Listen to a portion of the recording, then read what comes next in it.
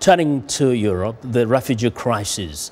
The chaos and violence broke out as Hungarian police fired into tear gas and water cannon at protesting migrants demanding they be allowed to enter from Serbia on Wednesday. Thick black smoke billowed over the areas. Mainly young male migrants broke up stones and concrete on the road and lobbed them at lines of riot police.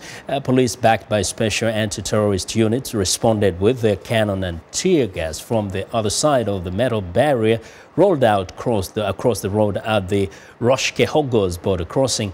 Hungary's right-wing government has built a metal fence all along the frontier with Serbia to keep them out, and a crackdown launched on Tuesday that has seen asylum seekers rejected within hours of entering no man's land.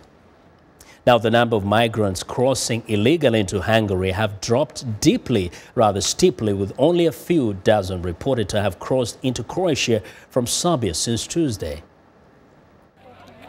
Hungarian officials on Tuesday closed two official border crossings because of what they said were inadequate controls on the Serbian side.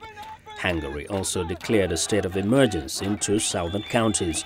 Hundreds of migrants pressed against the new barrier and demanded they be allowed in. They are say to us another options like go to the another borders to Serbia. We are not believe anybody will stay here until this border is open. The Hungarian government said Wednesday that only 366 illegal entrants were rounded up on Tuesday, the first day of operation for Hungary's strict new laws punishing people who enter the country illegally. Police said a record 9,380 migrants crossed into Hungary on Monday. Meanwhile, the tide may have turned southward. A few dozen migrants were seen entering Croatia from Serbia Tuesday, and busloads were seen heading in that direction from the Serbian town of Preševo.